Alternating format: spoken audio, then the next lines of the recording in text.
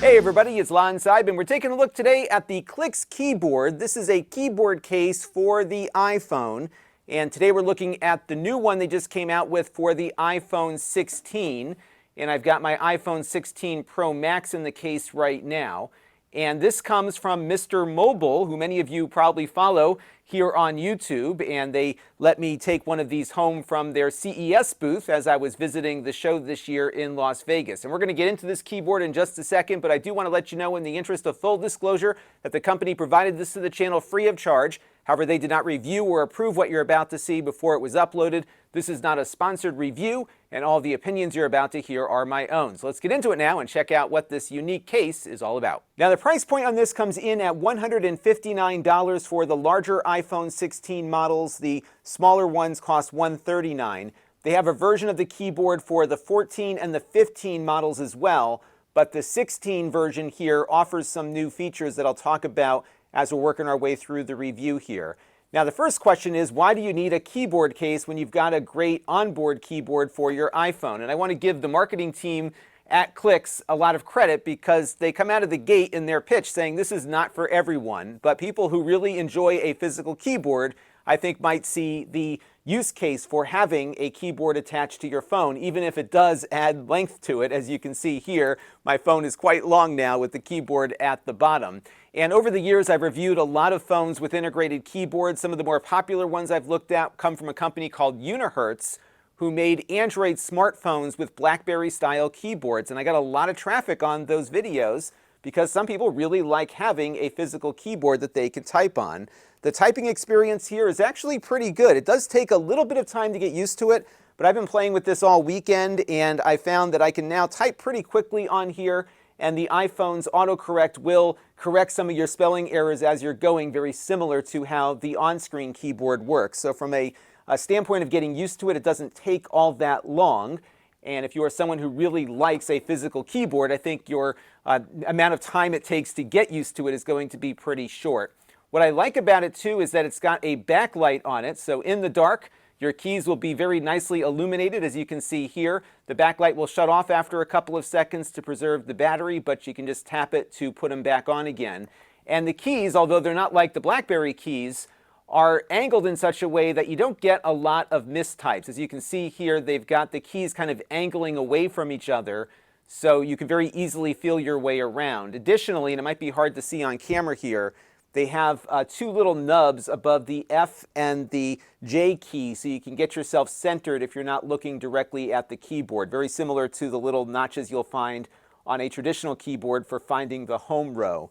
So from the standpoint of typing on it, I found it to be relatively comfortable. Now, as far as the feel is concerned, the keys do have a good amount of travel for a small keyboard here, and they make a nice satisfying click when you reach the actuation point. So that haptic feedback, natural haptic feedback if you will, feels very nice, and I think does speed the process in which you get used to typing on this keyboard. Your phone, though, is a bit top heavy in the case here, so they recommend not holding it down at the bottom here, but rather supporting the middle so that you can get a little bit of a better balance for the keyboard. And I found holding it like this is comfortable to type on and also keeps the phone from flopping over too frequently. But if you have the big phone like I do, you'll definitely feel that weight towards the front, given that the iPhone was not designed with a keyboard in mind at the bottom. Now, on my larger phone here, the case adds about 65 grams of weight to the phone. The smaller case, about 62 grams, not all that heavy.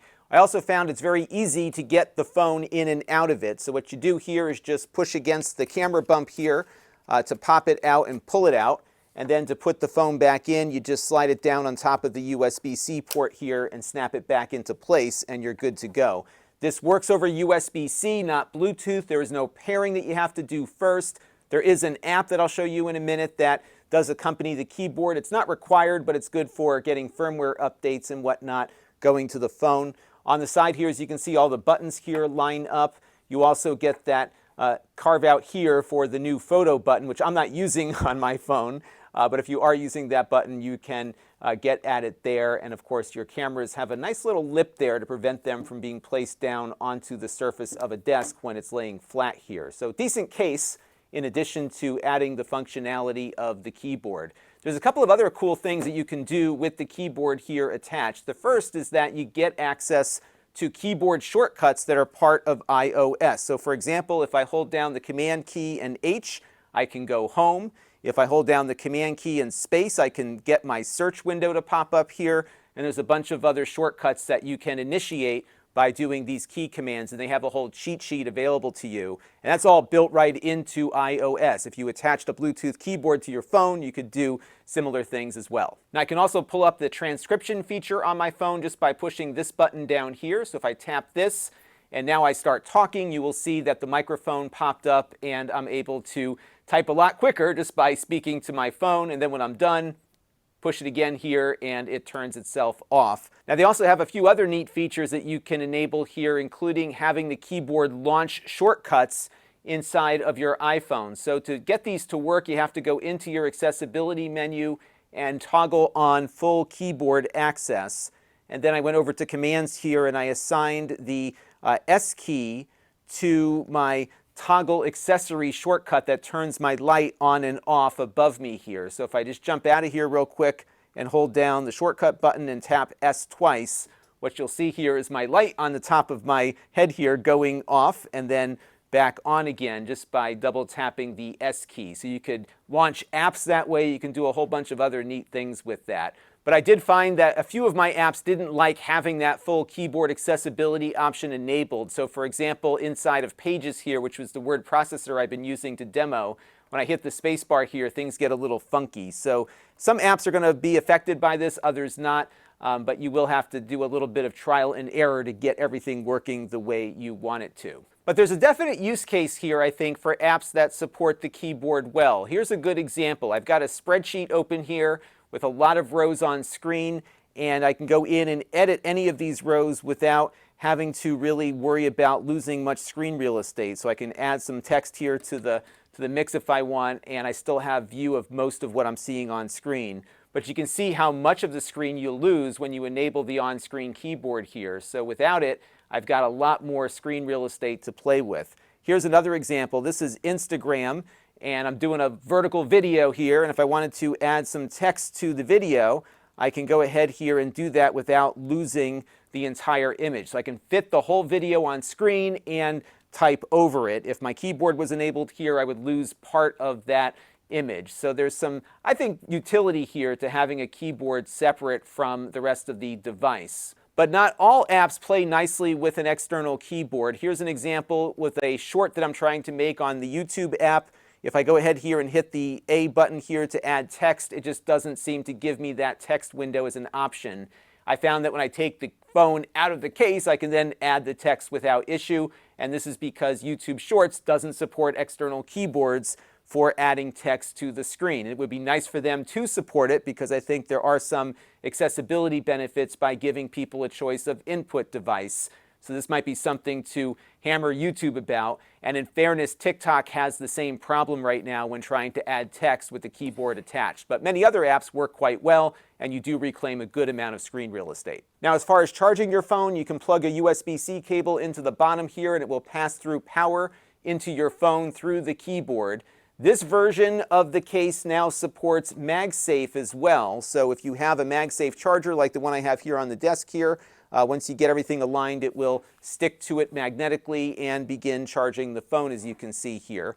This feature is not available in the older versions of the case, just this new one here. Now, one feature that is new to the 16 case that's not on the 15 version of the case is a data pass-through mode.